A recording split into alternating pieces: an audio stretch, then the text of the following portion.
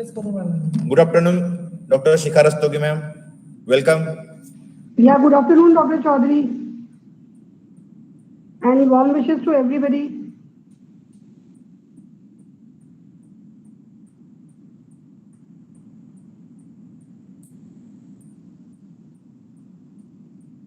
We will start our session within 5 minutes, ma'am. No issues at all. Let me just share my PPT. I think, let me know if the slides are visible. Non-visible.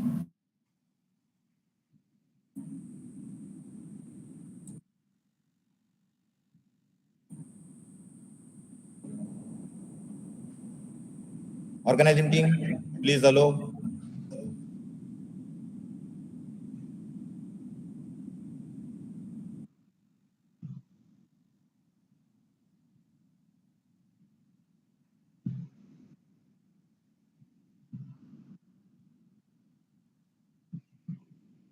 Are the slides visible?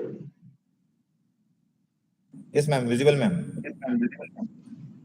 Okay then. Let me know when do you want to start.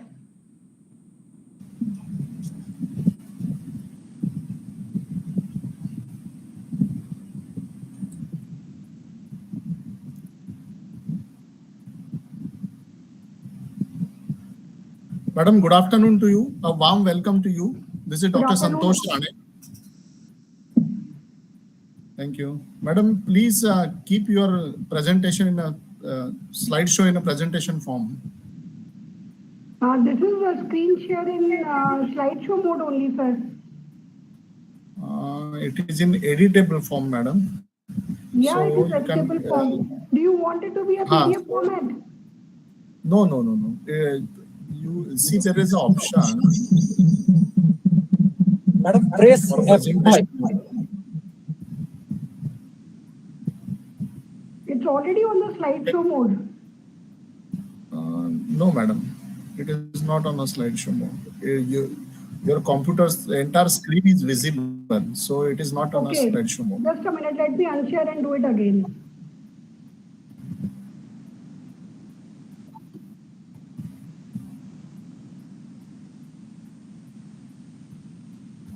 So should I, because we generally don't use Google Meet for our meetings, we use MS Teams. So you will have to help me out that I should share my entire screen. Yes, madam. You can share your entire screen. Yes, madam.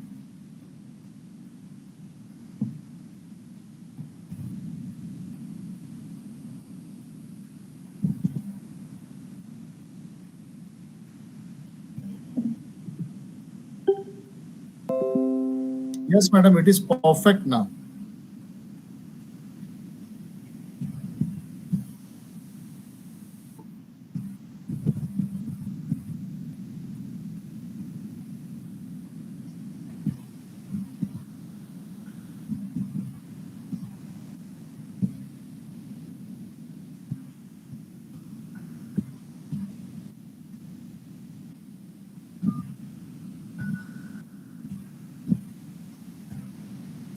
Madam, we can,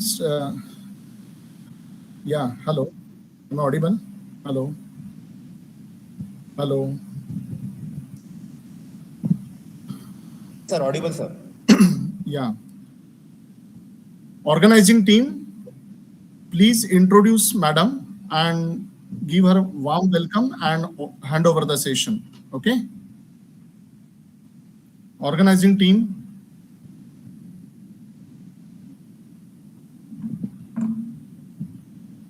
Good afternoon to one and all present here. On behalf of SPC Mumbai and HSM's Sri Sant Gadge Baba College of Engineering and Technology Bhusawal, I, Dr. Shrikant Chaudhary, co-coordinator of FDP, welcomes our eminent speaker, faculties, and participants. Now, let's start our FDP's fourth session by introducing our speaker. I heartily welcome today's eminent speaker. Ma'am, it's a great pleasure for me to introduce you for this session. Dr. Shikha Rastogi, ma'am, is our second speaker for today's session. Dr. Shikha Rastogi, ma'am, is a graduate honors in microbiology from Delhi University.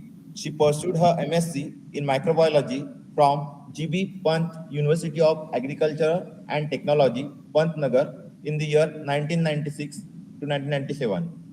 Subsequently, she qualified the CSIR NET and was awarded the Junior Research Fellow and Senior Research Fellow by CSIR, Council of Scientific and Industrial Research, in the year 1998, and also cleared the graduate aptitude test in engineering conducted by IIT Delhi with a percentile of 89.17 in the same year. At the CSIR Institute of Genomics and Integrative Biology, Delhi, she pursued her PhD thesis entitled Application of Immobilized Microorganisms for the Management of Industrial Wastewaters, whereby the thesis was submitted with the Delhi University. Directly after PhD, she served as an examiner of patents at the Delhi branch of the Indian Patent Office, Ministry of Commerce and Industry, Government of India for about 1 year. Thereafter, she was engaged by a globally reputed IP law firm, that is Remfry and Saga at Gurgaon, at a patent attorney. Since 2005, she is employed with the Innovation Protection Unit of CSIR. Now, she is currently holding the position of Principal Scientist during her tenure in CSIR. She has handled more than 1,000 patent applications for patentability assessment and drafting, and around 500 patent applications under a prosecution in India and abroad. In addition to handling patents, she is also endowed with the responsibility of vetting IP clauses for all of the MOUs and agreements of CSIR. Ma'am is a registered patent agent with the Ministry of Industry and Commerce, Government of India, possessing a sound knowledge of patentability, assessment, searching for anticipation, and establishment of novelty and inventiveness in case of patent applications. Patent drafting, Indian patent law, US and EP patent laws. Filing of patent applications, that is the PCT route, patent prosecution, both nationally and internationally. Ma'am, possessing as an depth knowledge of the IPR issues related to the Biological Diversity Act of India. As a team member, ma'am received the CSIR Technology Award 2012 in the innovation category for the technology BOD biosensor. We are incredibly fortunate to have such a wonderful and dynamic personality with us for this session. We are overjoyed, ma'am, to hear you as a resource person for this 5 days online faculty development program. Now I request you, ma'am, to enlighten us on the patent specification drafting part 2. Now, I would like to invite Dr. Shikha Rastogi, ma'am, to start the session and address our participants. Over to you, ma'am.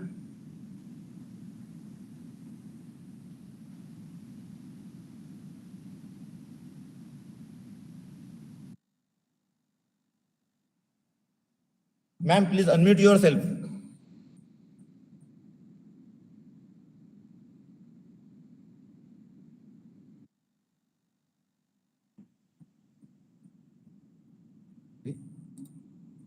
Ma'am, you are not audible.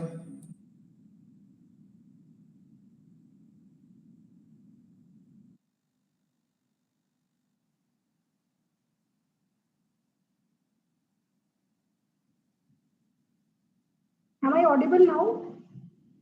Yes, ma'am. Please continue.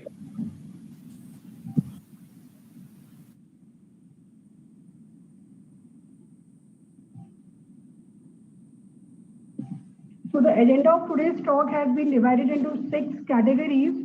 I don't know, sir, what are the probable participants in the course and what is your intention? Because I just got a flyer about talking on the drafting of the patent specifications part 2. So I was totally unaware as to what all has been covered in part 1.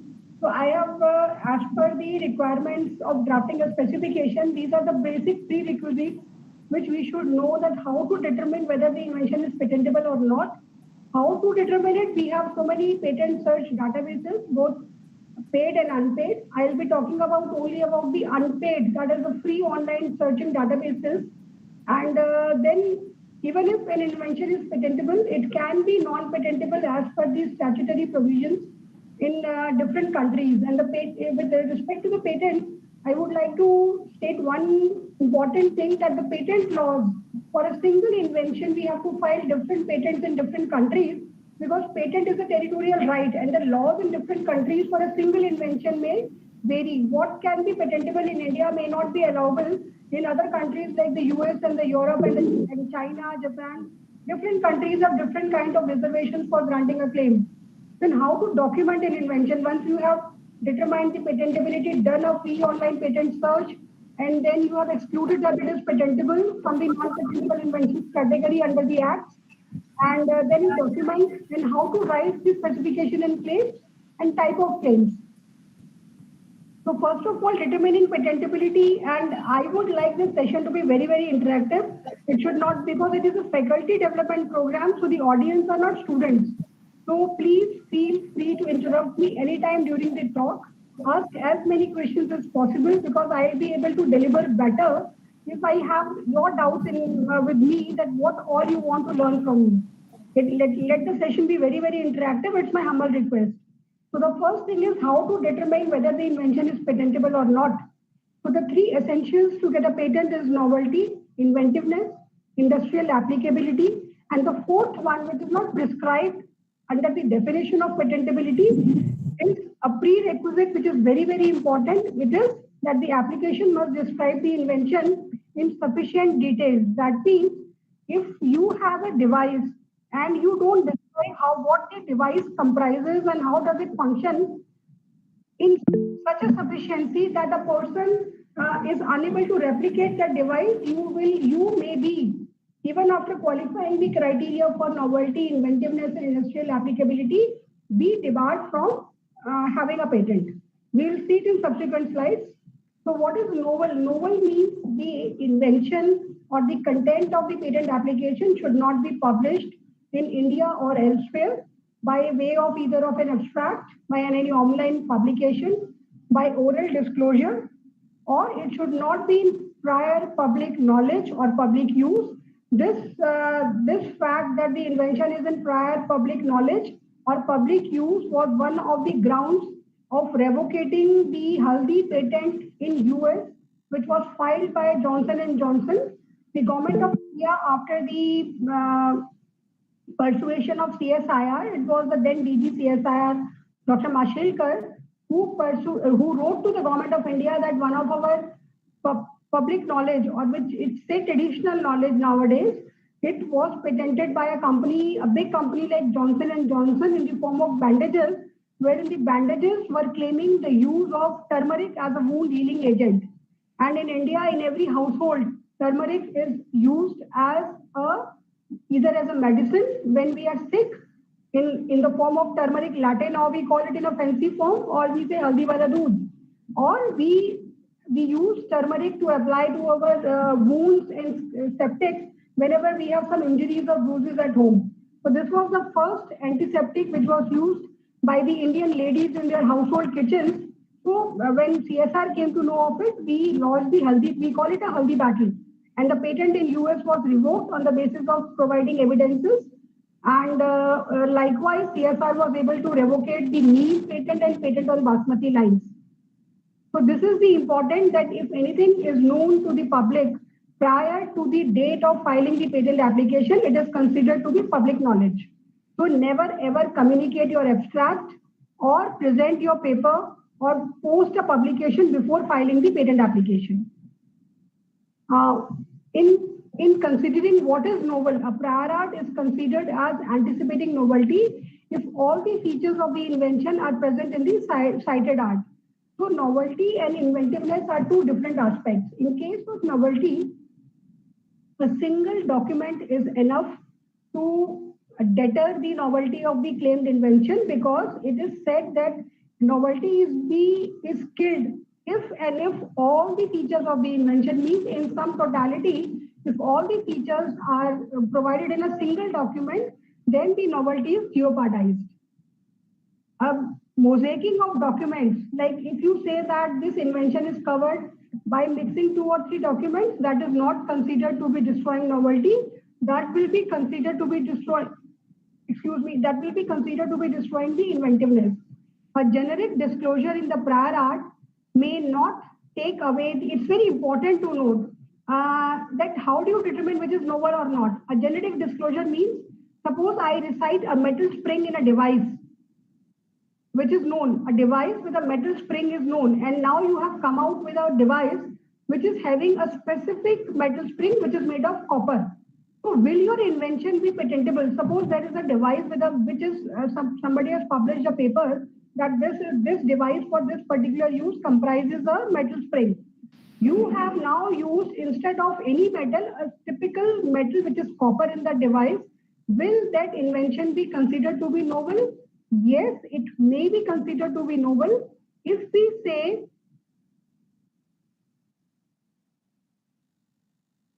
a specific will not takes away the novelty of a generic disclosure. It's vice versa. So in case a metal spring is known and you have come out with a copper spring and you show that copper has been imparting some unexpected advantages to the device in terms of its efficiency or output because of that spring, then copper will be allowable. However, if the copper spring is known and you say that my device is having a metal spring, in that case, the copper spring takes away the novelty of the metal spring. So generic is if we come from generic to a specific disclosure, it is not novelty destroying, but from a specific disclosure. Suppose you say that in a particular machine, you have brakes. So if brakes are disclosed in a particular device, you come out with hydraulic or electromagnetic or any other kind of a brake, that may be considered to be novel. However, if particular kind of a brake is known and then you say, I have a device which has brakes in place, it will not considered to be novel. But it is very important to note that only 5 to 7% of the applications in the world are rejected on the basis of novelty. It is the bulk of the applications globally which are rejected are based on the inventiveness rejection, which means that the invention qualifies the test of novelty, but it is very difficult to qualify the test of inventiveness. So what is inventiveness? Inventiveness or inventive step is a feature of an invention that involves technical advancement. As we saw in the earlier case, if the copper spring imparts a technical advancement to the machine or the gadget in comparison to other metals, so you have to give a tabular or a comparative data that if you use an aluminum spring or a steel spring, or say you use a silver spring or a gold spring, these are not working adequately, but you are using a copper spring which is imparting the desired characteristics to your gadget, then it is considered to be technical advancement. Technical advancement will not be taken into consideration unless and until you prove it with sufficient quantitative data. It's not only qualitative that you say it is better, good, best. So we will see in the upcoming examples that the technical advancement has to be advanced in terms of the existing knowledge, which is having economic significance or both. So technical advancement is judged in vis-a-vis the existing knowledge. That means the knowledge is enhanced or the economic significance or both are enhanced such that the invention is not obvious to a person skilled in the art. A simple classical example is if we substitute one material for another, or then it is not patentable, or change in sizes are not patentable. Suppose in the earlier case, in case of a spring, if I substitute copper with niobium, nickel, or say lithium, or say any other metal, and without any expression of a technical advancement, it is considered to be a mere substitution. If I say that a copper spring is reported, but I am using a sodium or a lithium spring, so that particular attribute, what that metal is providing, has to be given with experimentation to prove the inventiveness. So the first case study that I would like to present for inventiveness is that a compound may be new and useful, but still not patentable because it is so close to the prior art that there is no inventive step in making it. So in considering or examining how close the compound is to the compound of the prior art, we should not only consider the structural formulae, but the compounds per se. So we have an invention. Suppose this is your application wherein you are claiming brominated aromatic compounds. So it's an aromatic ring which is having a bromine side chain. And in case of patents, you always have to have an application. So you have given the application as that they are useful as flame retardants. So in the cited document, when the patent application is filed with the patent office, the examiner comes out with a prior art document which states that the compound is aromatic. The aromatic ring is the same, but instead of bromination, it has a chlorine ring attached to it. So outrightly, the controller or the examiner will say, oh, chlorinated compound is known. So it will be very, very easy for a person in the art or a chemist who is working in the field to predict that chlorine can be replaced with a bromine.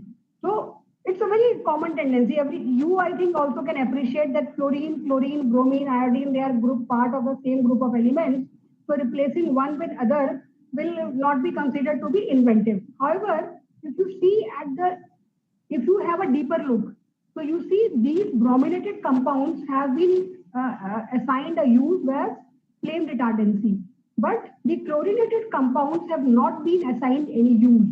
There was a publication which says such compounds exist. So there is no motivation for a person skilled in the art to think that if somebody that, first of all, the chlorinated compounds will be flame retardants, and instead of chlorination, if we do bromination, still they will be used as flame retardants. So in the instant case, the invention is patentable. Now look at the other scenario wherein the brominated compounds useful as flame retardants is known, and the examiner comes out with a document wherein which he states that the chlorinated compounds are also useful as flame retardants. So I don't have a means where I could have hidden this thing and asked you some questions to make it more interactive, because that would have been possible only in the digital mode. So the compound, in this case, there are two options. So first of all, when we look at the application, it is seeming to be lacking inventive step in totality, because simply even the change in the side chain from chlorine to bromine is not imparting any change in the activity or the application of the molecule. So if the prior art fluorocompound is known to be flame retardant, the current brominated would be obvious that they will be flame retardant. So still, we can make it patentable by proving that these brominated compounds have surprisingly better flame retardancy. Suppose the flame retardancy of chlorinated compounds is 70% only, and for this it is 90%, then what is this? This is a technical advancement. 90% flame retardancy is quite high in comparison to 70%. Or the other instance would be to make it patentable is to show that the chlorinated compounds, if they are not working on one substrate, suppose say plywood or say cotton, they are not able to flame proof cotton or plywood, and the brominated compounds are able to flame proof cotton or plywood, then they are assumed to be patentable. So it's not a very big game. Inventors should not always be discouraged to state that their inventions are meager, they are not patentable because similar kind of work is reported. You should always consult your IP people, IP cell people, or the patent attorneys who help them as per the prevalent laws and practices in this domain, that how to reorient your specification and generate some data to make it patentable. So in case if it was rejected by the inventors at the first go, stating that, oh, this is known, we should not go for this. So you can see how much immense loss they would have incurred to themselves, because flame retardancy is such that if you develop a substrate which is flame retardant and which is flame proofing wood, you can see the market impact. If you have a patent on that, how many people would like to buy your product? So this is the importance of IPR. And the second study is a chemistry case. I don't know whether I should take it up with you people because you are all engineers. So I'm typically a biologist, but I'm handling things in all domains of science. So a classic example is the D and L forms. Are the people interested in my talk? Can I have some more questions or answers from the slides?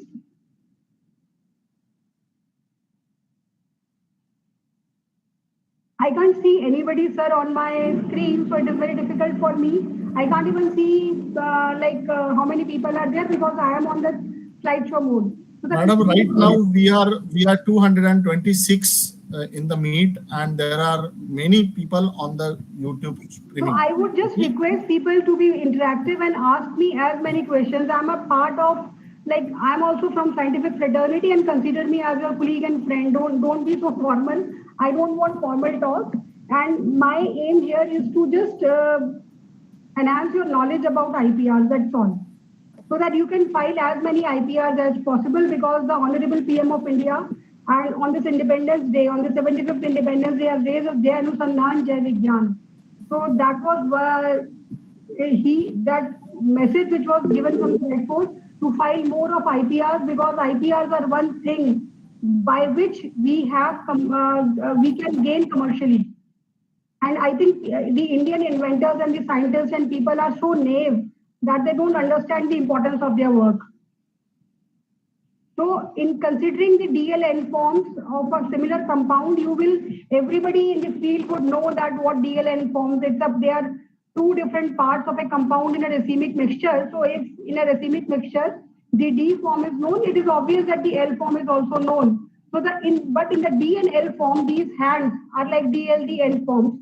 So the problem is not of novelty because the orientation and the structure is different. The problem is inventiveness because they are considered to be similar compounds. In case you are able to prove that the D form or the D form is known and you have discovered the L form, you have found it for the first time, you can have a patent for the L form of the compound. Although the D form is known, provided the L form performs some activity which the D was unable to do. Suppose the D form of the compound was known in the literature to have some cardiothoracic boosting activity or say antiviral activity, but in the L form, you show that it is anti-COVID. So you definitely can have a patent for that. So the third case study, it's totally biology. I will be skipping it. So let's get exposure to some how to determine the patent, where to search your invention. So we have some free online patent search databases. This is the website of the Indian Patent Office. If you go to Google and say IP India, ipindia.nic.in, this is the web page which appears.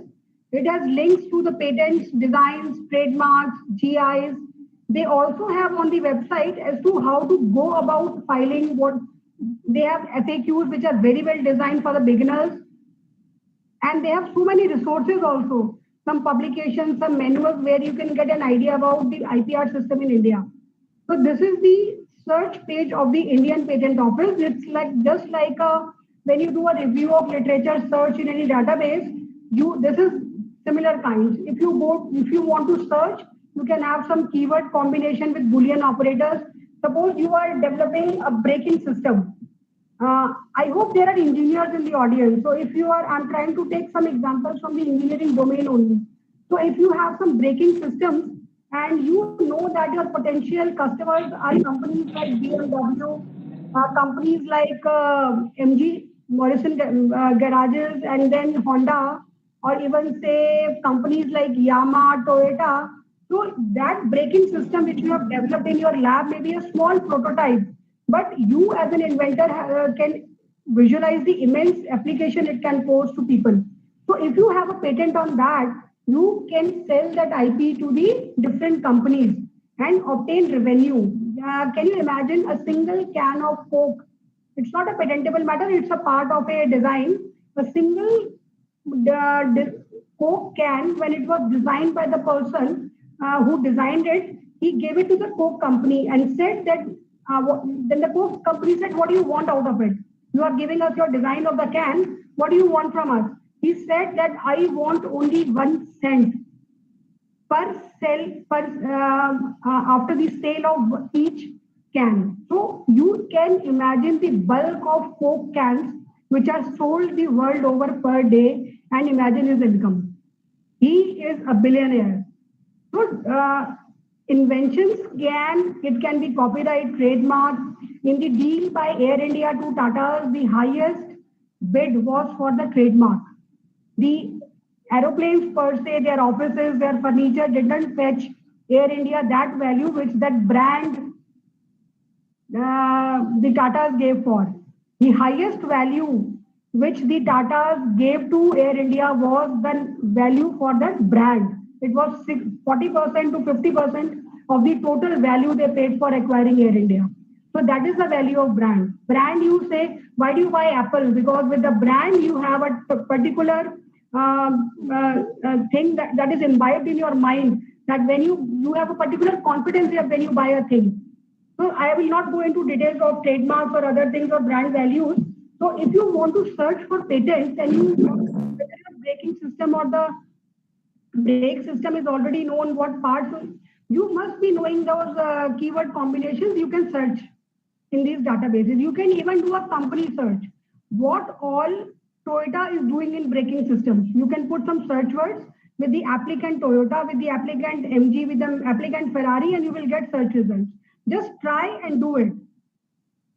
So this is, if you have an application number with you for a patent application which has been filed in India, and you want to know the status thereof, you can just type the application number, enter the CAPTCHA, it will show you the complete status like this. So this is one of the CSIR applications. This is the number. This is the applicant, that is by CSIR. It's a process. These are all the bibliographic details. It's a granted application. And if you want to view what all image wrapper or the file folder of that document contains, it's all visible on the Indian Patent Office website. If your university has some patents, you can just go search by your name and each of the patent files will come to you. These are exactly the documents which we have filed in this case with the Patent Office. They are available with date. So the Indian Patent Office has now totally become electronic, and more so, which this is a positive aspect of the COVID-19 when everything was to be filed electronically. This is the search page of the United States Patent and Trademark Office. Lately, it has been revamped. I think it's a matter of 1 or 2 months that the complete search page, the look, the user interface has been revamped. But the basic idea is that the US Patent Office database help you to search the US patents. It is having a huge collection which is called the published applications. That means the applications which have been, this is the application FT. That means this is the applications which have been filed but not granted. These are the ones which have been filed and granted. So you can search both the categories. This is how the European Patent Office search page looks like. It's the most simple one to use. You just have to enter your keywords and say step, and then the search queries come. I have not gone into details of searching because that was not a part of the talk today. So we come to, suppose you have found out that the invention is patentable, it is novel, it is inventive, it is having an industrial applicability. Still, the invention may be not patentable as per the statutory provisions or the provisions which are there in the Indian Patents Act. So one of the inventions which is categories, Section 3 of the Indian Patents Act. See, every thing in India is governed by an act like the Income Tax Act. It has so many sections and the rules. So anything related to income tax is governed by the Income Tax Act. The Integrated Circuits and Layout Designs Act. So this likewise, we have a Patents Act. So there are 163 sections in the Indian Patents Act, out of which the first one gives about the briefings of how the Indian Patent Statute came into place. The second is recites the definitions and other things. And the third section, it states what are inventions. Inventions means they are inventions but not patentable. So the first one is an invention which is frivolous or claims anything contrary to well-established natural laws. Suppose you develop a machine purporting to do a perpetual motion. Although the machine you have developed is new, inventive, but still it is not patentable under this thing. A machine which is giving 100% efficiency, it is really impossible to give it. A machine giving output without any input, if you develop this, it will not be granted a patent. The second section is any invention, the primary or intended use of commercial exploitation of which would be contrary to public order. This is like preparing a machine for theft or burglary. An invention like compositions for cigarettes or tobacco, chewing these gutkhas and other things, they are not allowable in India because they are contrary to public health. The mere discovery of scientific principle or formulation of a theory, that if you formulate a theory or a new material which with to have a either to unknown property, it is not allowable. Like you discover an ore or a metal, it is not allowable because it is a substance, a microorganism. If you find out, it is considered to be a product of the nature. Section 3D. This is one of the most important sections for chemists. It states that the discovery of a new form of a known substance is not allowable. Like we told that if the D form is known and if you have identified the L form, it is not allowable. However, if you, for this purpose, if there is a compound and you merely prepare the salt, ester, either polymorph, metabolites, pure form or blah, blah, blah, these things for the same compound without having any additional property, it is considered to be the same substance. Suppose you have that brominated compound, a chlorinated compound, and if we saw that example, this was a very good example of 3D, that merely by changing chlorination to bromination, it has drastic properties. So that is considered to be a new substance. If you obtain substances by merely mixing them, you have three kinds of oils which are pain relieving. There are oil number 1, which is known to relieve headache, oil number 2, which is known to relieve headache, and oil number 3, which is known to relieve headache. Now you come up with a patent state that I have a mixture of oils or a composition of oils which alleviates headache, comprising oil number 1, oil number 2, and oil number 3. So this is considered to be a mere aggregation of the known properties. However, if you show that if 1, 2, 3 are reducing the pain in the category of say 50 to 60%, and the combination of oils reduces the pain in the category of say 80 to 70 or 80 to 100%, then it is considered to be a synergistic mixture. That means in combination, they are having a synergistic activity and having better results. The sixth category of inventions which is not patentable is for, especially important for engineers, is the mere arrangement or rearrangement or duplication of known devices. Suppose I have a bucket, I have a torch. But if I say I have a new device wherein I have a bucket with a torch, so it will not be granted a patent unless I show that something in the bucket or the torch is helping each other to function. Suppose if I have a typical kind of a weight in the bucket, suppose the bucket is half filled or quarter filled, and then when the bucket is quarter filled, the torch automatically glows, then it is considered to be a new device. However, if I have to operate the torch independently and the bucket performs its own function, then it is considered to be mere juxtaposition of a known matter.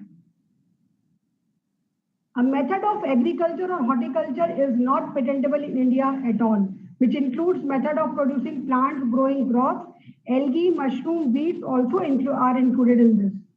So then the medical section, which states that the method of treatment or use of a compound in India for treatment is not allowable. That means any process for the medicinal, surgical, curative, prophylactic, that means doctors in India, they cannot have a patent on the way they treat or diagnose their patients or what methods they have for the treatment.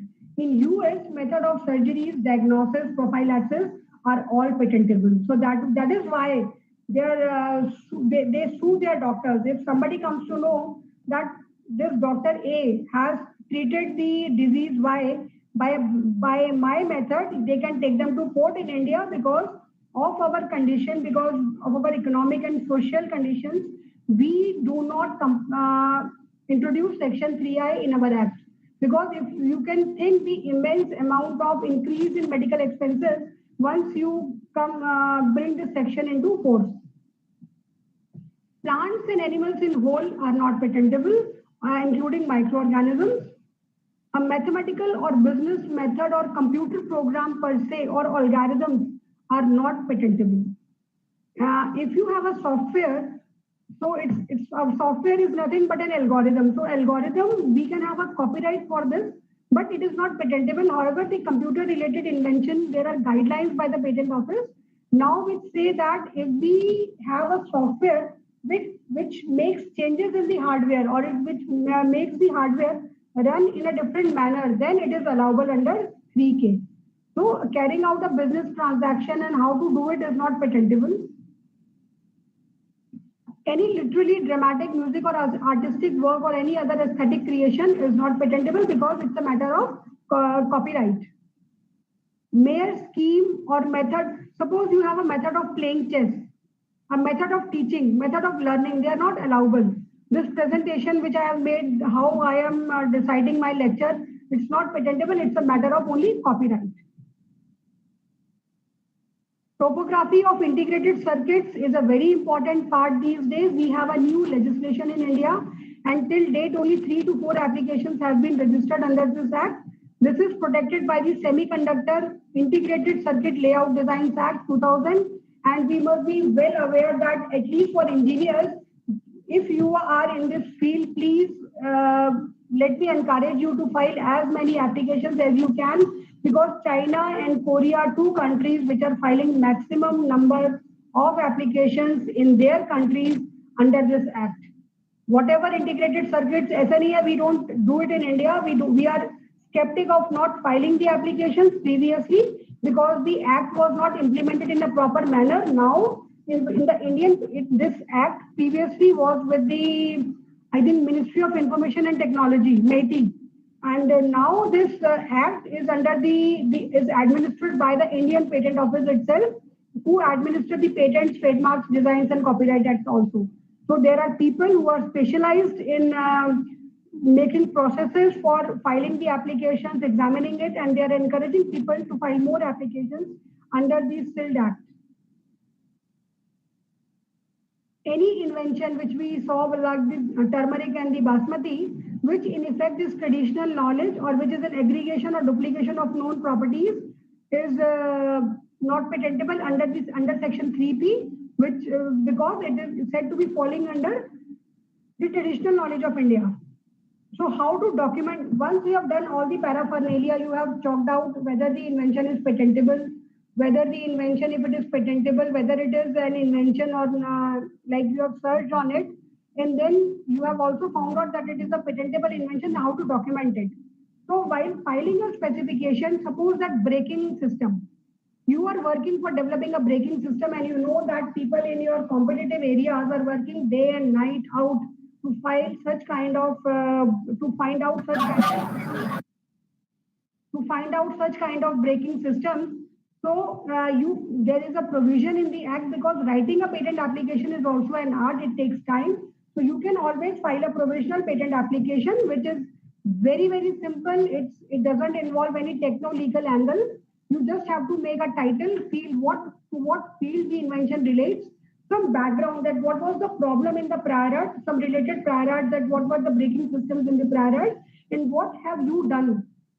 What were the problems in the braking systems of the prior art, and what was the solution which you have envisaged? So that is called the background. You have to give a very brief description of the braking systems you have developed, some with primarily, because patent cannot be filed for an idea. You have to have some proof of concept to file a patent application. So in the initial stages, you give some preliminary experiments and results, which can be followed, which can also have some that you must be thinking that you will be doing some experiments, and these kind of things will come up. So you can give these things in a provisional application. Drawings are optional, but in the case of complete application, we have these many titles. The application has to be divided and written under so many titles. Even if one of them is missing, you will be debarred from writing the application. So you have to have taken the help of patent attorney. And for the universities, and I think colleges like you, which are affiliated by UGC, there is a special cell of the DST, Department of Science and Technology, under the Ministry of Science and Technology, which is called TIFAC, TIFAC. Their mandate is to file the universities their mandate is to help the universities to file their patents. So TIFAC, the address and everything under DST, you can search on Google, you can file their address, or you can contact me if you want. I can give you their contact details. And if you come out with a patent application, you don't have to spend money, you don't have to do anything. You just have to contact TIFAC. They will align somebody with you. They have some state council, I don't remember the name. They have some science technology consulates at different states. They can give you the address or align you, and they will file your patent application. You don't have to worry on that. So TIFAC is a body under the DST which is specifically made to promote innovations in country. And people are unaware of that. So I just generally, because one or two people are the good friends out there, so I generally tell about TIFAC because people don't know about it.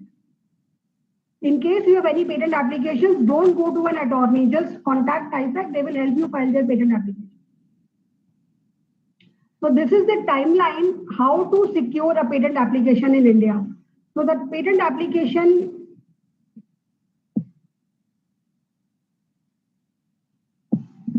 once you file the patent application with the Indian, suppose you at SPCE contact TIFAC, TIFAC will align you to some attorney or some of their people.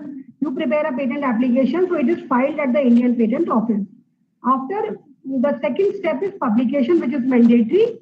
So after 18 months from this filing date, the publication of the patent is done. Till then, it is a secret document. So what is the fun of having this 18 months publication window is because patent filing involves money and patent valorization also involves money because it is done for commercial goods. So once you file a patent application, you think that no, some other work needs to be done or your application was not good, you want to replace it with something different. So till the application is published, it is not said to be in public domain. It is said to be secretive and you can withdraw it from the patent office by simply writing to the patent office. There is no fees for that. So in case of any problems, you can withdraw before this date. So once you file the patent application, it is published. After it is published, there is a procedure called filing a request for examination. So if request for examination has to be filed within 48 months of this date. Even if one day crossed this date, the application is closed automatically by the patent office under the Act.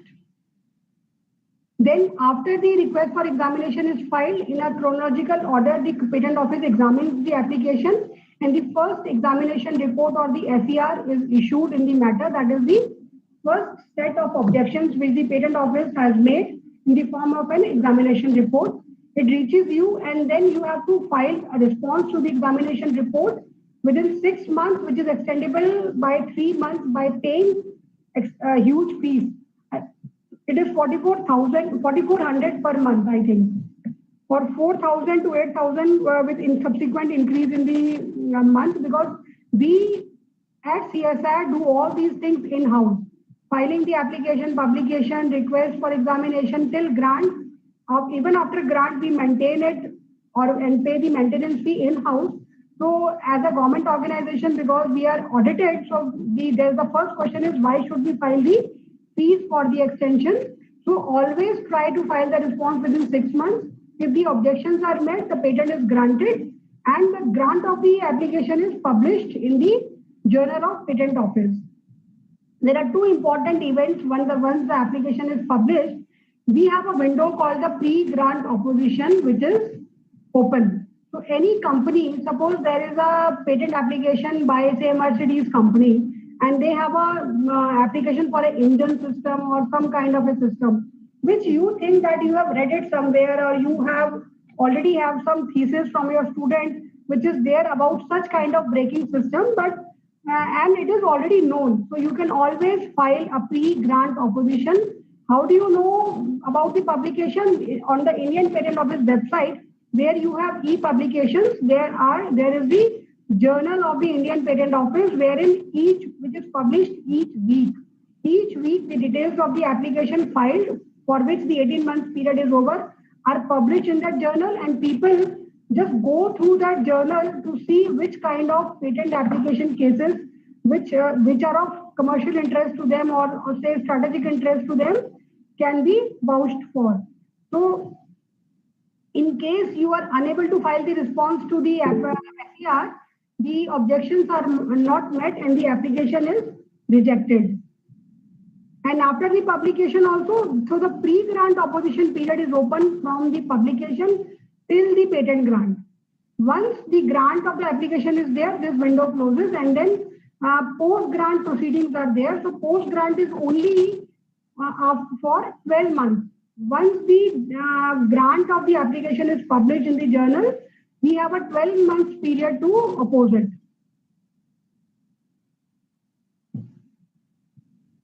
So this is there are other applications despite the Indian application, which is called a PCT application. The timeline below shows the basic steps in filing a PCT application. So the Indian application, suppose you file with the Indian Patent Office, you call the local application, where after you file the PCT application. PCT is the patent application, which is you call the international application, which is not an application as such, but PCT is a procedure. A PCT procedure enables you to file a single application in all PCT contracting states. I think as of date, we have 153 countries around the globe which are members of the PCT. So you can file the application in 153 countries on a single day by filing this single application. And then you have synchronized methods of searching and examination. So first of all, whenever you have a patent application, the main thing to document is to write the ownership. Who is the owner of a patent application?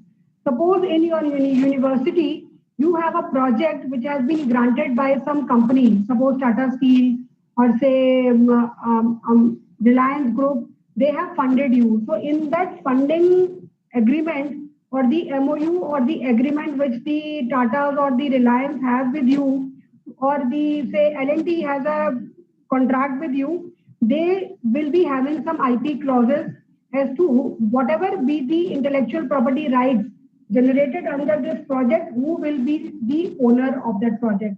So we have to be very, very careful, because the private companies, CSIR being a government organization in the past, say I think when I joined 18 years back, so around 20-25 years back, we had not good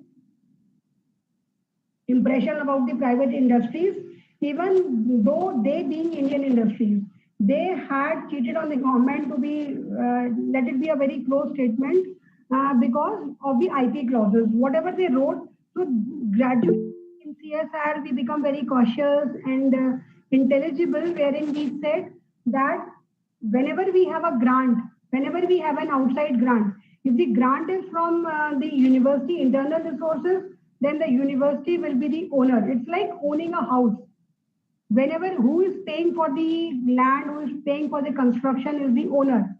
The architect who is making the house will never be the owner. He'll be paid for his dues. So in case of sponsored projects or say other things, the private companies are like people who will own it. You are like an architect who are being paid. So there are different kinds of projects, the consultancy projects, the collaborative research, R&D projects, or the grant-in-aid projects.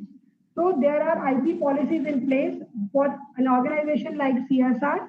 We have some business guidelines and technology transfer document guidelines on the basis of which we determine it is clear-cut written what will be the fate of IPRs emanating under these kind of projects. So in case you don't have it, just be cautious that whenever you have an outside grant from an organization outside of say your department, you should always be cautious of what kind of IPR sharing are they providing to you. Okay, so then if you have to write an invention, first of all on a paper, you have to document what is the problem being solved by the invention. Every invention is associated with a problem.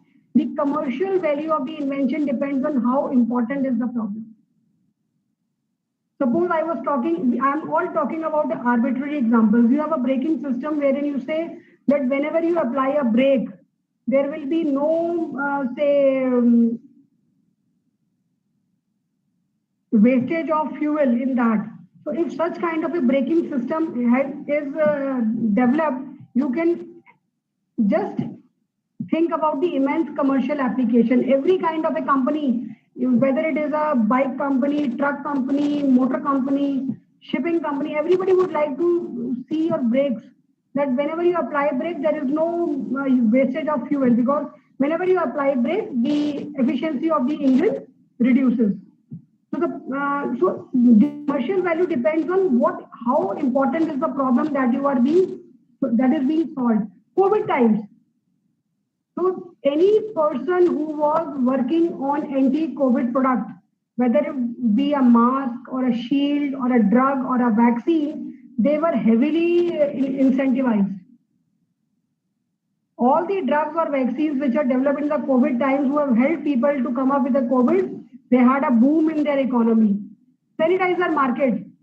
See, it was a very small market. Sanitizer market, if you think pre-COVID times, nobody of us, no household, never ever had any exposure to sanitization, except the rooms outside the ICUs, the OTs, and the hospitals or the doctor's clinic.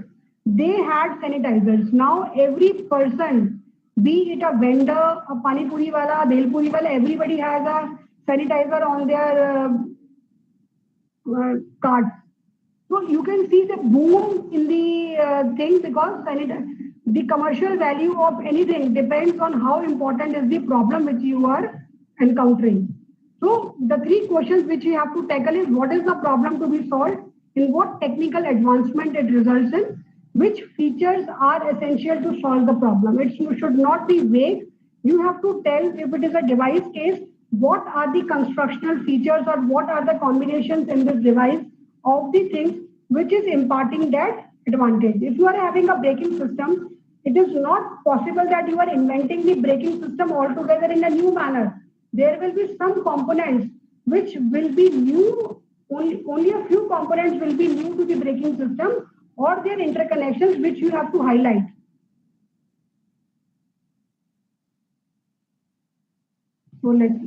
So in this case, I've taken a simple example to tell you how to jot down what problem you are being solving.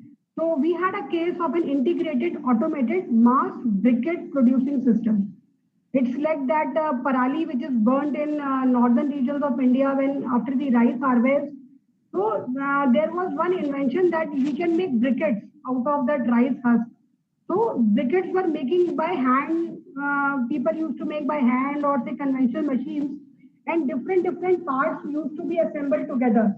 So the inventor thought that there is the need to make an integrated automated mass briquette producing system that works like a mini production plant. Okay, a small subunit which is portable and which is working like a production plant in which many units are integrated together to form a complete system. So these are the novel features. So in this, manual operations are totally minimized because all the subunits are integrated into a single system. So when the examiner or somebody or the patent attorney is with you, you have to say what are the novel features. This is the manner you write the novel features. Flowability problems, incorporating this vertical auger shaft to lift the biomass and the feeder box, they help in solving the flowability problem. Safety of both the operator and the system was a top priority. So they installed a robust and dust-free limit switches to avoid any kind of over travels. State-of-the-art control panel they gave, so it enables the operator to run the system either manually or automatically as and when in a single cycle by selecting a single switch. So this is nothing much, but in this kind of device, this was never done before. So you can imagine the drudgery of the person who was producing the briquettes manually. Now you have a mini production plant wherein you have I couldn't give the drawing because this is a CSIR case. So this kind of a system wherein the feed can be given at one point and the brick can be taken away at the last point. Then automatic binder and mixer units were there. Pressing and injection processes are done hydraulically. So that improves the ease. Mechanically करने से कितना the person will get tired. So the documents required for filing a patent application are these many. So in case for universities, this is not to be prepared by you at all. Only the form 1, which is the application for a patent, has to be filled in by the inventors and signed by the inventors. In the second form, that is the provisional or complete specification, has to be provided by you. Rest, your attorney will take care of. Or the IP cell will take care of. The researchers don't have to worry on that. So this is how the form 1 looks like. This is the form which has been prescribed under the Patents Act. We cannot even change anything in this form because this is a legal form. Like the Income Tax Act, when we file a return, we have an ITR. So how everybody files the same ITR? Because that form has been prescribed under the Income Tax Act. So in the case of patents also, all the forms which are filed with the Patent Office are prescribed under the Patents Act.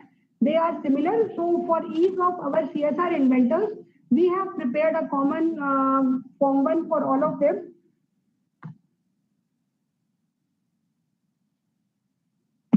Am I audible now? I think I'm not lost the connection. Yes, madam, you are audible. Yeah. So in blue, we have the things which the applicant means. In our case, the CSR will be the applicant. In your case, when you file the application from your university, so SPC will be the inventor, and your address will be there. And the address of the persons who have performed on the invention will be in the inventors column. So applicants are the owners, and inventors are those persons who have intellectually contributed to the invention. In the second page, you have to write the title and the name of the person who is with whom the correspondence is to be done. Then this part, the signatures of the inventors is required. That's all. It's a very simple form. In the last pages, we have to write how many pages for claims, abstract, drawings are there. And accordingly, the fees is calculated because in India, we have no fees for the first 30 pages. However, if the patent application exceeds 30 pages, then we have to pay 800 rupees per page. Likewise, for the claims, 10 claims are free. And if the claims increase by after 10, say 11th claim, we have to pay 1700 rupees per claim. So this is how the form 1 we have brought. Form 2, that is the complete specification. So the complete specification, this is the preamble as given in the act. There you have to write the title. So this is the composition for high-strength construction bricks utilizing fluoride-contaminated sludge and a process for the preparation thereof. And it was filed jointly between CSIR and Department of Science and Technology, Government of West Bengal. So because the Department of Science and Technology and Biotechnology, Government of West Bengal, has funded some of the scientists of CSR for doing this research work.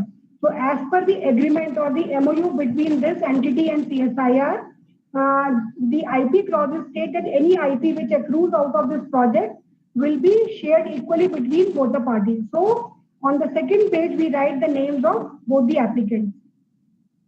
How to write the application is one of the major changes. That is the last part of my talk. How to draft a patent specification. Main parts of the patent application is the request, which we have seen the form 1. The description, that is the form 2, which contains the detailed description of the invention. For each part will come in the subsequent slides. How much time, Dr. Chaudhary, I have? I think 20 minutes. Madam, you can continue, madam. No problem.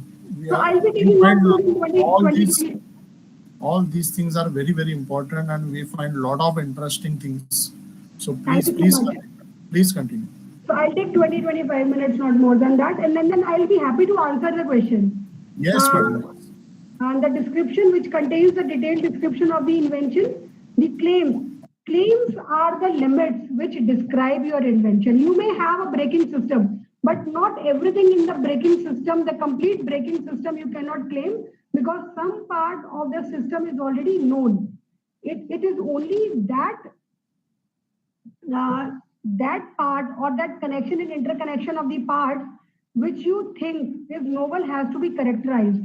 You say a novel braking system characterized in that, then the novel portion will come.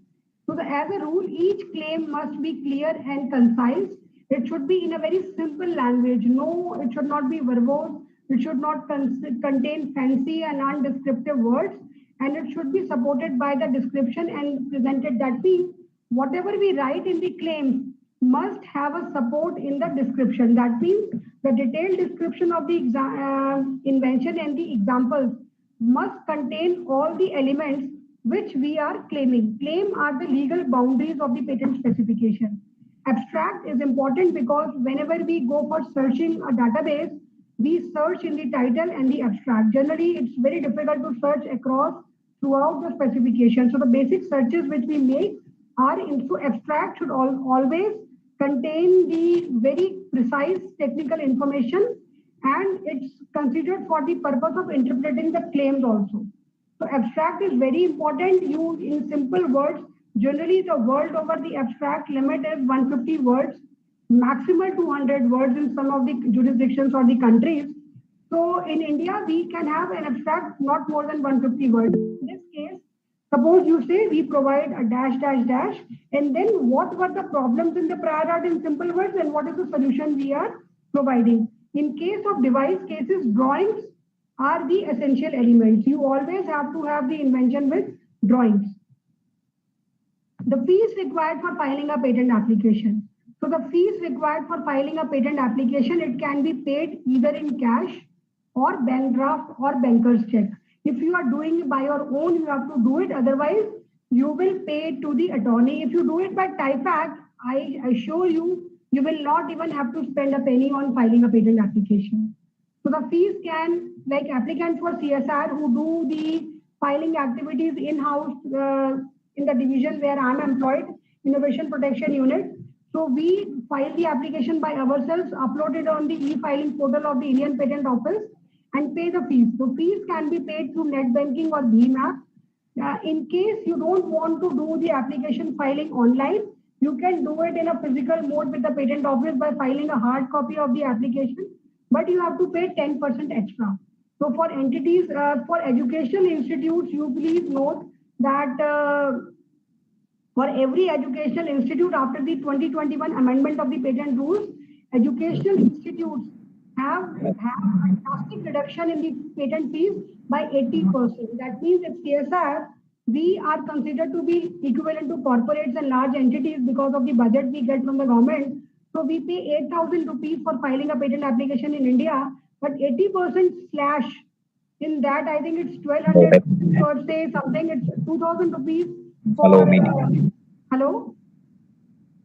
It's 2,000 rupees only for universities like you. For educational institutes, they have been defined as the small entities, startups also have a drastic reduction after the 2021 amendments of the patent rules. So when we file the patent application with the patent office, it is numbered in this manner. So the format is 6 plus 2, 8 and 4, 12-digit number, wherein the first 4 digits is the year. J is the fixed length describing the jurisdiction in India, because India is such a big continent.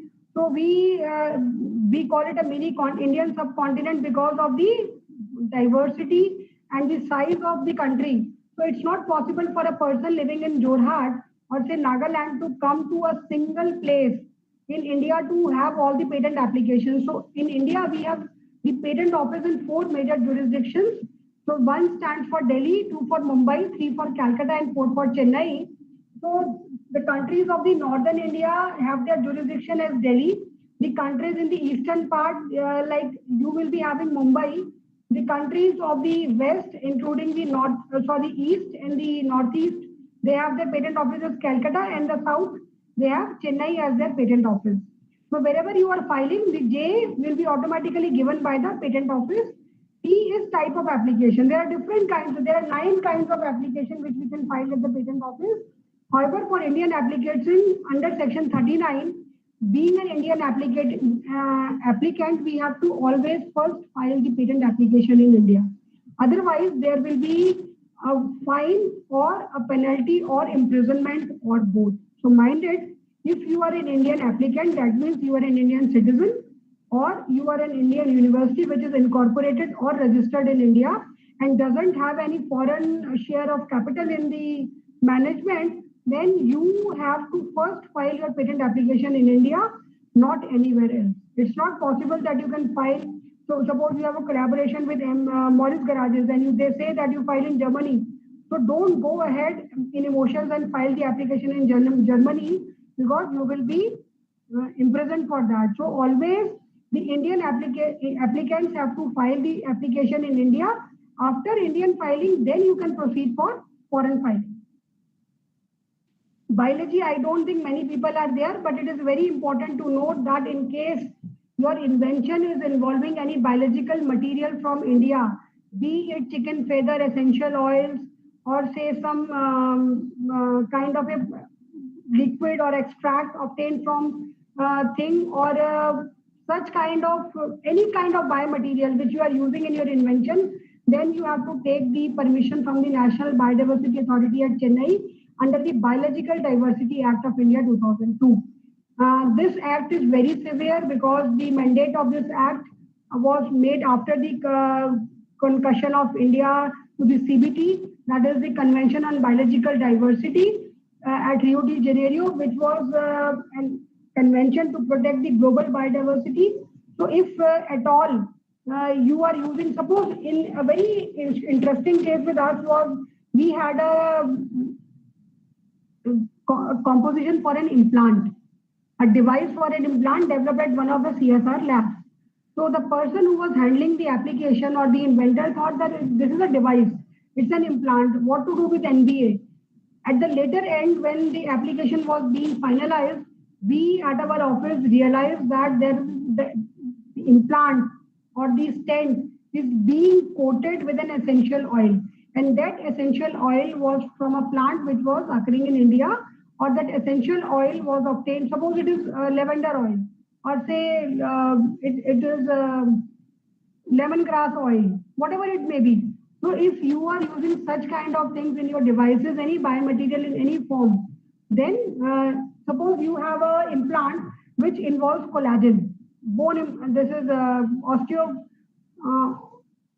osteogenic devices. When if you are working on in biomedical sciences or biomedical engineering, there are devices which uses collagen. So collagen is always obtained from dead animals, skin, leather, fur, whatever material it is.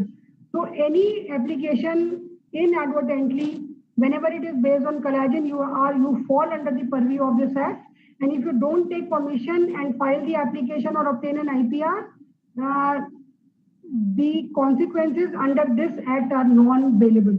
So this is a very, that is why I've highlighted in red. It's a very, very important act, although nothing to do with devices.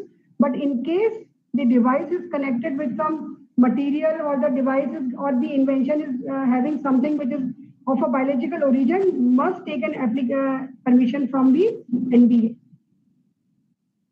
So how the title of an invention should look like?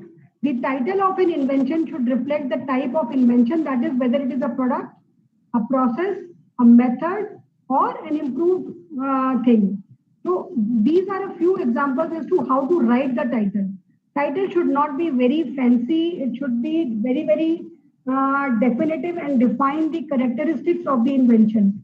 So if you have an airflow device, which is a laminar flow, so you have a sterile laminar airflow device. Title should be very generic. Suppose you develop inventor with me was working on tailored composite materials, organic. I said, what do you mean by tailored? Nobody will in the world will understand what is tailored. So you have to say that the biological material was made from geopolymers. So you say geopolymeric biomaterials. So then you have for adsorbents, you have a novel adsorbent composition for defluoridation and a process composition. So then you come to the field of invention. After the title, we write how to write the field of invention. So for writing this is the example. In the black, I have taken actual examples from the patent applications or granted patents, how the field looks like. So in the field of invention, the first sentence shall be like, the present invention relates to, generally we reproduce the title of the invention. So the present invention relates to a composition useful for making in situ silicon carbon whiskers and fibers.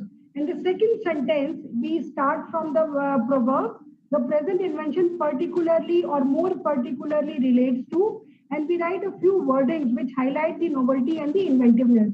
So in this case, we say that, it relates to the use of wide variety of natural fibers such as jute, hemp, as raw materials for providing useful carbon.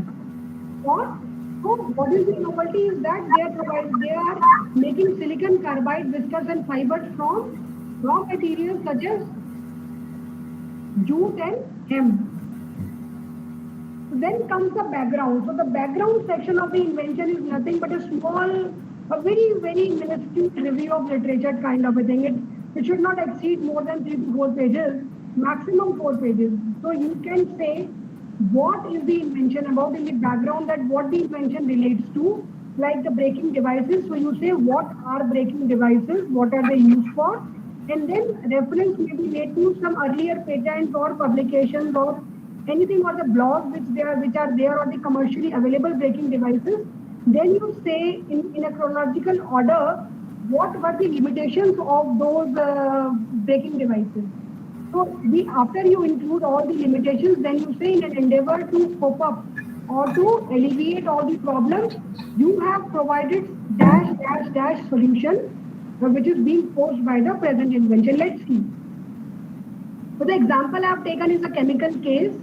So the process of preparation of tetrabromocyclohexadienone is known. It's a known. In chemistry, what happens is the process of preparation of a compound are known. Generally, they are known why? Because there are many processes. So the need of the hour is to develop processes which are green, which do not have any side effects. That means they do not give any corrosive or toxic products in the effluent when they are produced. So the need is to improve the process. So now the process of preparation of this is known. All the relevant references dealing with the preparation shall be mentioned under this section. In the last, drawbacks of the prior art are to be highlighted and is followed by the advantages. So you say, how do you write it? Reference is made to dash dash dash. You give the complete bibliographic details, the journal name, the year, the page number, and the issue number, wherein the bromination of this was carried out by employing liquid bromine. The drawbacks. Now, since this is a known thing, what was the need to develop a process for the preparation? So you say the drawbacks of this procedure are that it requires the handling of hazardous liquid bromine and the reaction. Additional steps are required to recover methanol and sodium acetate from the effluent. So the discharge you have to treat, and it doesn't make the process economically viable. So that there was, so these kind of references you give in the background, and then after that you say these were the, in a small paragraph you write what these are the total problems which are posed by the prior art, and you endeavor to solve these problems by these things. You don't need to give a complete description of the invention there, only some salient features in 2-3 lines. Then you come to the next heading, that is the fourth heading is the objective of the invention. So objectives are nothing but the aims in an experiment. When you design an experiment, you have some aims and objectives. So objectives are nothing but it's like this. So I'll take some examples for that. That automated biomass briquetting machine. So how do we write it? The main object of the invention to develop a machine system in which all the essential subunits needed for completion of briquetting processes like shredder, mixture, feeder, presser, collector are integrated in a single unit so that it requires less floor area and which is user friendly.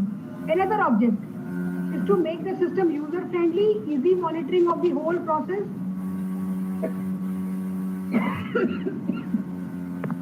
and also more importantly ensure the safety of both the operator and also the system. Yet another object. So these are your objects. Objects means these are the things which you have kept in mind while designing such kind of a device.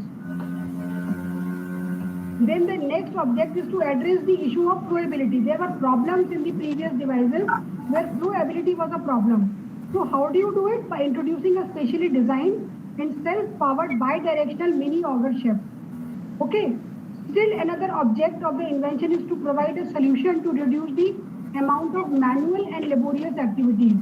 So you want to make it very, very easy so that anybody who is having a rice field can just, or you can have a community briquetting machine, but if it is cumbersome and laborious, it will be very difficult for people. How will you motivate them to put their waste feedstock to make briquettes? So it has to be very, very user friendly. You can just imagine the inventions when I talk in a very layman or simple kind of terms by comparing the telephone system. When I was a kid, the telephones which used to be at my place were those huge ones with that handle on the cradle, and then you used to dial numbers like one by one. I don't know how many of you must have seen those things. So it was a typical problem that if the number is not, once you have to dial the number completely, then you have to listen to the ring. If the ring was not busy, you have to dial it multiple times. There was no possibility of redialing the number. Then the other inventive phone came wherein the numbers were dialed by pressing the switches. And then came our smartphones, which have totally changed our lives. The beginning of then comes the summary of invention. So the summary of the invention starts with this phrase, accordingly the invention provides. Then it should describe the invention in broad terms identical to very similar to the language appearing in the broadest claim or the abstract. There should be in a patent specification, unlike the paper or any other article, there are generally repetition of the things. So each field contains some portions of the inventions. There may be repetition, but the expression can be different. So the summary looks like this. I will show you in another example. So the current invention relates to a process for making antifungal fragrant leathers using renewable eco-benign materials. So you can imagine at one time in India, the leather industry was close to shut down. So one of the labs of CSIR, the CSIR CLRI in Chennai, they are providing each day novel solutions which are eco-friendly to process leathers, wherein the effluent generated it does not contaminate the environment and uses less of water and eco-benign materials. And the leather is also we are working on vegan leathers. There are many inventions in the field of leather. Now leather people don't tend to use cow leather, crocodile leather or these things. We tend to use vegan leathers or artificial leathers or leathers are being made from waste materials. You can't even touch and feel whether it is pure leather or not. So this is how the inventions come up by taking into consideration the needs of the market and the needs of the environment. So you write about the invention, then you say then you describe the process in very simple terms, and then you write the embodiments. Embodiments are nothing but they are forms of the invention. Suppose you are using a polar solvent in this step. So in the embodiment, you can describe what all polar solvents can be used. If you are using a brake in this device or centrifugation, or you are saying you are precipitating it. So in the embodiment, you can say you can precipitate it by these means. You can use any other means. So all the things in which the invention can be embodied are part of embodiment. Then in case of devices, you have drawings. So you have to give the brief description of the drawings as well, a brief description of all the things. So in case of a laminar airflow device, so it is impossible for a person to describe a laminar flow on the basis of, say, description. It will be difficult as to how part 1 is related to part 2, how actually they are interconnected. So we write in the drawings accompanying the specification, we give figures. Figure 1 is a perspective view of the device, of then the vertical section in the front view of the vertical section, and like that. I'm sorry, I've forgotten to include one or two drawings for your reference. I can show it in the further slides in the next presentation. So detailed description should contain the complete detailed disclosure. If you are using a screw, so you should describe as to what materials the screw can be made of. If the screw can be made of plastic, polypropylene, steel, gold, or any other thing, you should write it, because the people or the infringers, patent is a money game. So if you have a braking system and wherein the novelty is in some of the one or two of the screws, and some person says, no, in that braking system like you have made, he has used gold screws, which is making it different. So can he infringe your patent? Yes, he can. So you can write the detailed description should describe the complete, say what should we say, the complete disclosure of all the elements in a form like if you are using, you can say that the braking system consists of part 1 of a screw, which is made of metal. Metal can be selected from any metal as reported in the periodic table of elements.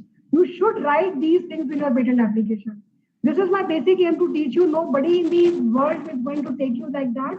So whatever elements you think you can use for the screw from the periodic table or the alloys, please write. Don't be hesitant to write.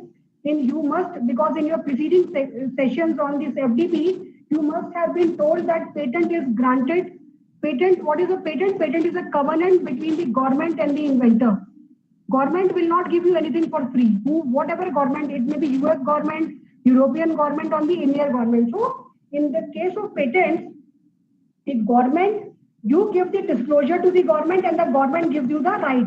So you are given protection. That means any other person who uses or makes your invention, he will be your infringer only for the part which you have disclosed.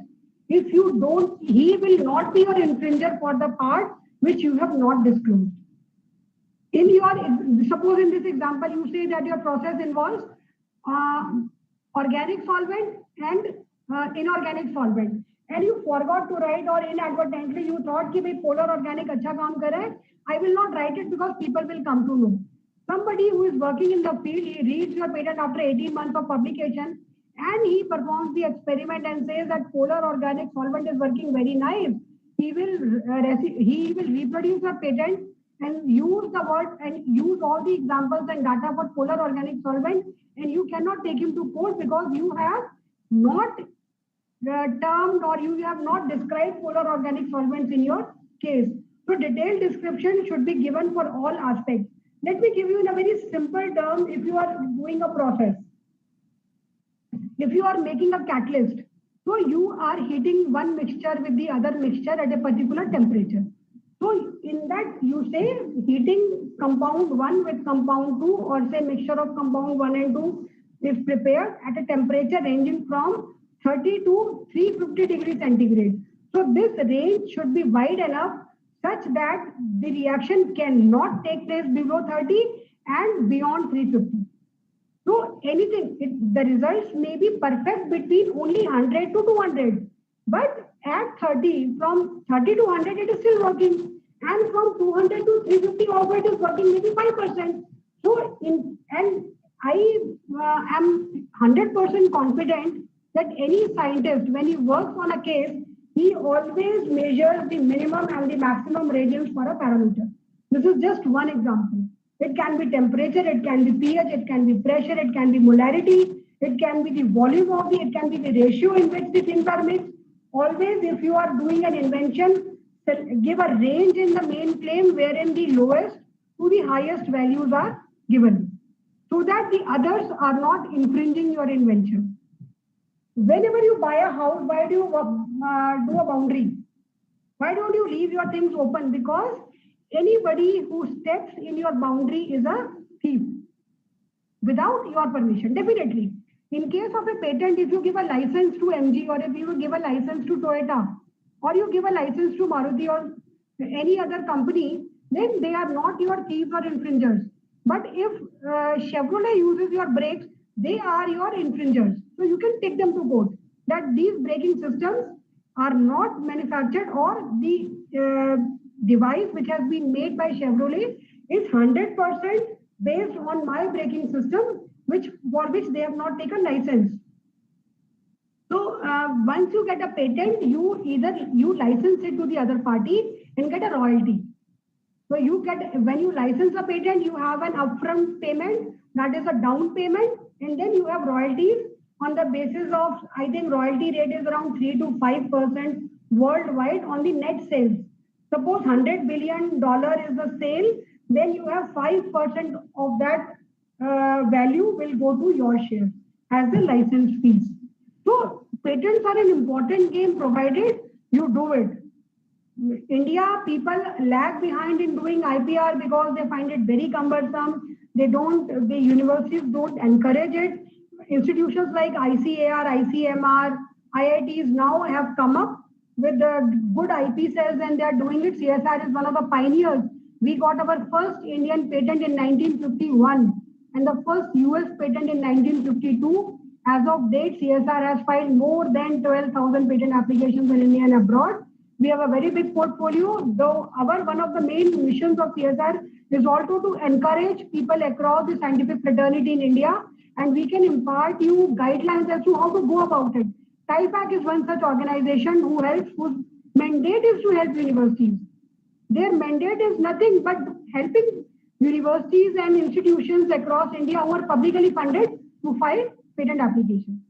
So I was talking about that we should always describe the ranges in the the parameters in ranges. It is not possible that you dry your thing at a particular temperature of 400 degrees centigrade. Drying can be done at 200 to 600 to achieve the results. But the optimum will be 400. So these things are also to be written. So examples are nothing, but they are the gist of the real-time experiments carried out in the laboratory. Suppose you have a composition, so you must say how the composition was made. It's not possible to say that you mix X, Y, Z% of ABC and you got the composition. That is the most optimum, which is the sellable part or the consumable part. Once you are formulating the composition, you must have done very many experiments. You must have tried 10 combinations, 15 combinations. What are their results? So these are the examples, real-time experiments. So claims are the contours of right. They are the most critical part of the application. You must have disclosed so much in your patent specification, but if you have missed out on claiming it, you are gone. The part which is disclosed in the patent specification but not claimed turns out to be a public knowledge. And then let us talk about claims. It is necessary to include a full and complete description of the invention. Rearranging of the application is always allowed in the patent offices, but addition of new matter is never allowed. Suppose you have a patent application, you want to put these things in the forward note, these in the background note, like page number 3 ka content, page number 5 mein dalna hai.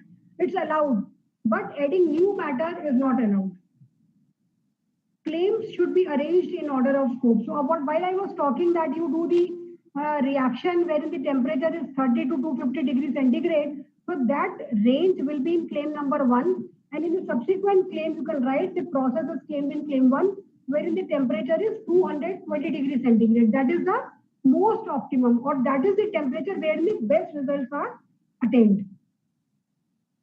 So types of claims, this is the last part of my talk today. So this is how the apparatus or device claims look like. This is a claim for a bioreactor. A bioreactor vessel for large scale growing of plants.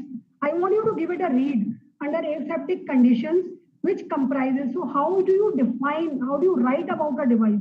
So it's a vessel for growing of plants. What it comprises? Plurality of one or more vessels. How do you depict it? So in the drawings, we have labeled the vessels as 8, having a top lid. So the lid is 1 attached to the base with a locking mechanism. Now in the subsequent claims or the embodiments, we will define what are the locking mechanisms, how is the lid operable, hydraulic, mechanical. So you can have multiple combinations for these. So the critical things are there, the most broadest things are there in the main claim. This is a very complex claim. This was a biomedical device wherein there were multiple drawings. They were having numerous drawings, and each drawing were having more than 50 labels. So how do you label it? It was very, very cumbersome. So the labeling part of the drawing, we did it like this. Drawing number 1, we labeled it as 1.1, 1.2 for different parts. Drawing number 2, we labeled 2.1, 2.2, 2.3. So this is a passive upper limb orthosis device. This was a device which was used after orthotic surgeries for upper limb, wherein people in armed forces or after accidents, they were unable to move their limbs because of multiple fractures or something. So after these surgeries, how to bring mobility. So this was designed to bring mobility to wrist, form of elbow and hand fingers, comprising an elbow joint. So how do you define an elbow joint? So these are the parts which indicated in the drawings. So this is just a depiction as to how do you write a device claim. This is a method or process claim. This is a process for the recovery of a biosurfactant mixture consisting of 1,1 this and 1,1,2 compounds from bacteria. So you have to grow the bacteria. How do you grow it? You inoculate, which media you are using, how do you obtain, how do you centrifuge. Then you can say that whatever is obtained in the previous step is used in the subsequent step. Regulating the pH of the supernatant to 2 using acid and storing overnight. Then this is called coherency of the claim. You cannot bring in something outside the scope suddenly. Whatever you are doing, you start from the first step. Then after that, you are using this in the second similar, third, to fourth. That's all. These are for biology. In case of herbal compositions, we talked about section 3E, that when we mix 2 or 3 things together and we don't illustrate that it is synergistic, they are rejected. So a synergistic herbal composition, this was used for some purpose. So if we remove this 2 to 5% or 1 to 3%, this is considered to be a mere admixture. However, we have given the data in the experiments that when we mix 2 to 5 of A, 1 to 3 of B, this and this, only then the desired results are obtained. So such tabular data in the examples have to be given, and such kind of percentages, when we see the refer back, the examiner will always refer back to the tables in the examples and see whether these combinations are giving the best activity. So it's not possible in the examples. We always, this is the workable range. The most preferred ranges are given in the subordinate claims, wherein we may write that it is comprising of 3% A, 1.25% B, whatever it may be. So claims are independent, dependent, and multiple dependent. An independent claim is a standalone claim that contains a preamble and all of the elements necessary to find the invention. That is the first claim of the bioreactor, which we saw, the orthosis, which we saw. There are 3 types of independent claims: the claim for a thing, that is we have already seen, the machine, the apparatus, a method of making a thing, and claim for using a thing. So claim for a thing, that is an independent claim. A composition for waterless tanning. This is a composition wherein tanning of leathers is done without even using water. So it comprises this volume by volume. You have to completely define, otherwise the examiners will never allow it. If you say that it comprises organic acid, so even the carbon chain length has to be defined, how much length it is to be there. You cannot claim anything under the sun in a claim. Claim for a thing, then claim for a method of making a thing. That was a claim for a composition, and then a process for the preparation of a catalyst comprising the steps of. So this is also an independent claim. This is all biology things. That's all I think for today.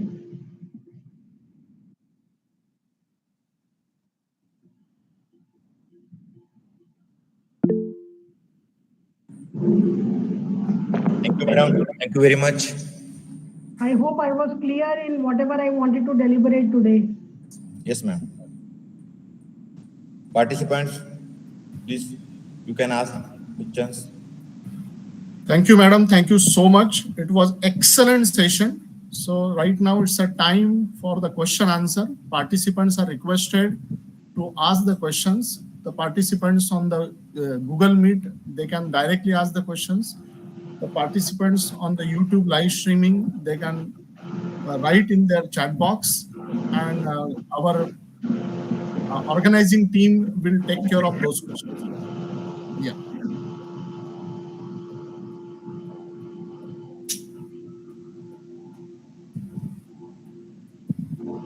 I think the people are exhausted after lunch with this heavy session. And what I suggest is you can take up the questions and mail them to me. I will be happy to answer them.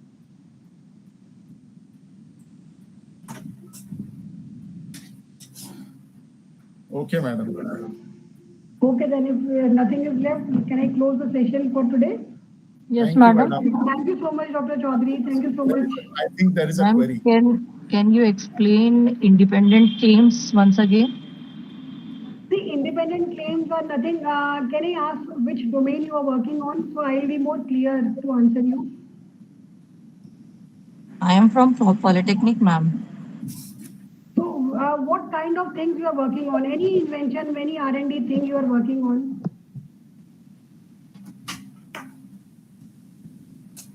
Suppose you have a composition. Okay, as I told you, in the main independent claim will be a composition for a catalyst, which will be comprising this and this thing.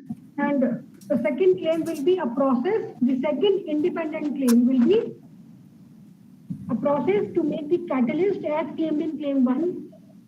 And the third claim will be an application, a process to catalyze a reaction or conversion of benzene using the catalyst as made in invention. So the invention comprises 3 independent claims, which will have subordinate or dependent claims in each of the independent claims. Thank you, ma'am.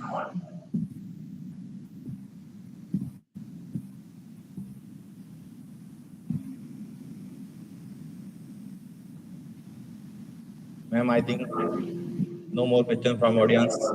Thank you so much. Thank you, Dr. Chaudhary. We take your leave. Ma'am, you explain the things in such manner that we all get the clear and brief idea of patent specification drafting. My pleasure. We are really glad to hear, ma'am, who, despite from his busy schedule, has found time to grace this occasion for giving us valuable information on inventiveness, that is, invention should be patentable in spite of the very close structural simplicity, which invention is patentable and which not patentable. I'm obliged to you, ma'am, for your true help. The session was become a grand success due to your earnest involvement, and we are all inspired by your great expertise knowledge. I hope you will contribute in the same manner in the days to come for such activity. And thank you once again for sparing your precious time. Thank you, ma'am. Thank you so much. My A pleasure. heartfelt gratitude to our Thank you prestigious. so Yeah. much. Good afternoon, every one of you. Good day.